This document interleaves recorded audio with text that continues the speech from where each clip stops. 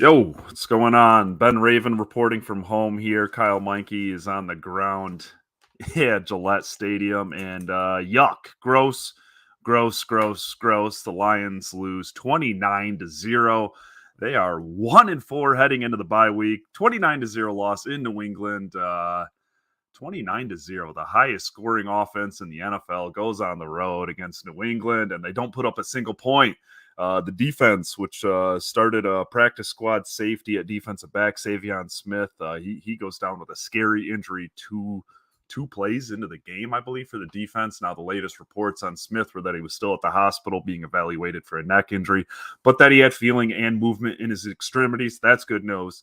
That's the good news there. The bad news, the Lions, I think they lost 4 or 5 defensive backs through this game. At one point, Bobby Price was in at cornerback, and 7th-round rookie cornerback Chase Lucas was at safety. Now, we talked to now the Lions did confirm that Lucas has been practicing, at safety throughout the week, but still, he taking live action shots there, and the Patriots went right after them on that touchdown. Just a ugly, ugly, ugly day. I mean, that's the life was sucked out of this team early, and it just never came back. I mean, Jared Goff had a couple of crucial mistakes. I mean, I give it up to Patriots rookie cornerback Jack Jones for that wonderful interception in the red zone, but my goodness, Goff just you just can't have that. You just can't have that. Hockenson double covered. I think he's thrown most of his crucial picks this season with Hockenson double covered. And, with all the injuries to the wide receivers and DeAndre Swift, Hockenson doesn't make his first catch until the fourth quarter there. I mean, 4 of 12 on third down, 0 for 3 in the red zone, but that's not the story. The Lions go 0 for 6 on fourth down,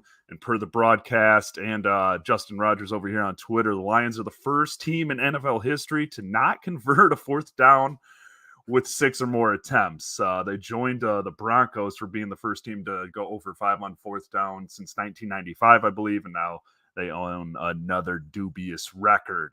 My goodness. I had the Lions on my game-by-game predictions earlier in the season. I had them limping into the bye week. I had them at 2-3 going into the bye week. It was a tough schedule, but this 1-4, this is an ugly 1-4. There were 7 quarters that this defense didn't force a punt against Geno Smith and Bailey Zappi-led offenses. That is just dreadful.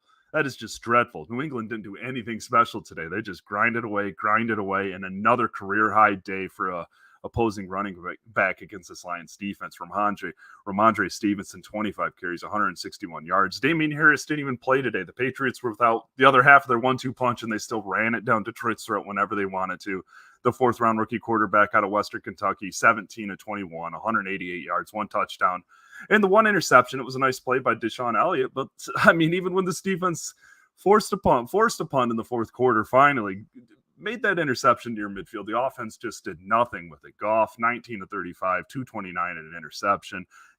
At one point he threw a touchdown to Tom Kennedy, but Justin Jackson got called for offensive pass interference. And then there, of course, the first half, it gets buried, but like that 4th and 9 attempt, the Lions aren't even thinking about kicking field goals there. And I mean, 4th and 9, I mean, you either, I don't know, because it was a rough day for Taylor Decker and Penei Sewell, and they just got kind of worked over by the Patriots linebackers, Bill Belichick's defense, and Matthew Judon, the former Grand Valley State star. He's got a sack in every single game this year, and he really had himself a nice day on Taylor Decker. And then late in the game, I think it was on a 3rd down, TJ Hockenson and solo pass protection coverage on Matthew Judon. That's there was just so much bad today. There really just was so much bad today. And they changed things up on that defense. Give them credit for trying different things, but it didn't work. It did not work. And the offense took some just rough steps in the wrong direction today. Goff and Craig Reynolds nearly lose that handoff in the play before that 4th and 9 attempt. And then the offense, Goff loses that fumble, and the Patriots safety, Kyle Duggar, takes it all the way to the house. I mean, you could just feel the life get sucked out of the team. The remaining life that was in this team's gut just sucked out after that play. I mean, 29-0 loss. The highest scoring offense in the NFL, the one thing that this team could hang their hat on, and they don't put up a single point. They go 0 for 6 on 4th down. It was a rough coaching day. I hated some of the play calling today. That Jamal Williams at fullback on that early 4th and short. You know what's going to happen. That's when you got Jamal Williams at fullback and you got Craig Reynolds deep in your backfield on 4th and inches. I wonder who's getting the ball. It's just gosh, I've said it time and time again. You're never going to hear me griping about the aggressiveness. Go for it. I mean, go for it when it's those fourth and shorts, those fourth and mediums, and you like a look, but it's just simple play calling, easy to digest play calling out of nowhere on those fourth downs. It's just they gotta work some different calls into the mix if they're going to keep going on a fourth down. But I mean, that Jamal Williams run up the gut was nothing. I mean, Goff had no chance on that 4th and 9, and then his fumbles it away, and the Patriots take it the other way. But whew.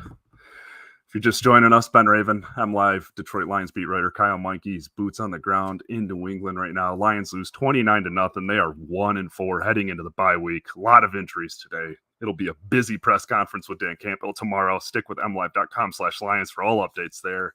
Heading into the bye week before this team needs a little break, and I need to wash my eyes for the next week, so I need a little break after this one too. Lions 1-4 heading into the bye week. They are. Let's pull up that schedule here. Let's take a peek into the future. I know they're at Dallas coming off the bye week. We'll see. Cooper Rush, former CMU standout quarterback, is undefeated on the season, while making starts for the Cowboys. But Dak Prescott inching closer to a return. We'll see what happens there. It's at Dallas. Then they draw the Dolphins at home today, and it looks like Teddy Bridgewater got knocked out of that game early today too. So Miami's going through some things.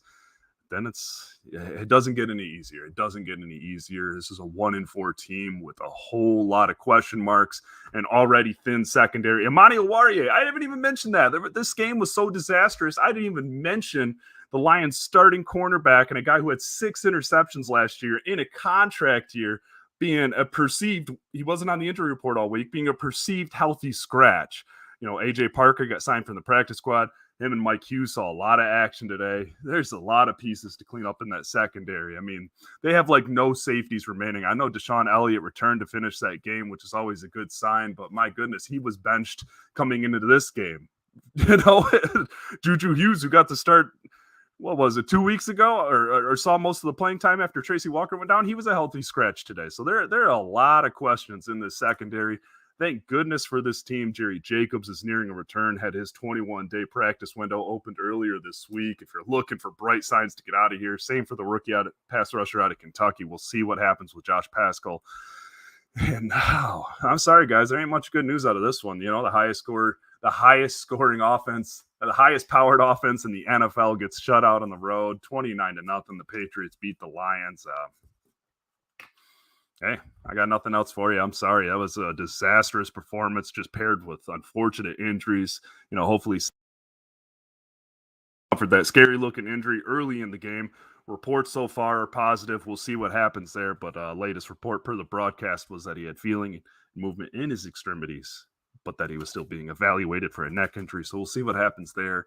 Obviously, that's a little bigger than football, but you know what? Until we got 2 weeks, I'll see you guys in 2 weeks. We'll have a busy day tomorrow and Tuesday before we get out of here, updating all those injuries and all that stuff. And we'll see if there are any more changes in the future for the very, very struggling Lions defense. We'll see what Dan Campbell has to say tomorrow afternoon. He'll be speaking here after the game pretty soon, and that's what I'm going to go watch. But mlive.com/Lions. Kyle Meinke's on the ground in New England. I'm reporting from home, so stick with us, and we'll have more on this absolutely disastrous performance for this team, treading in the wrong direction and an all too familiar feeling. But all right, I'm not even looking at. You know what? I'm going to look at the comments. Yep, that's about. Yep, looks like I covered everything. All right, guys, take care. Oh, goodness.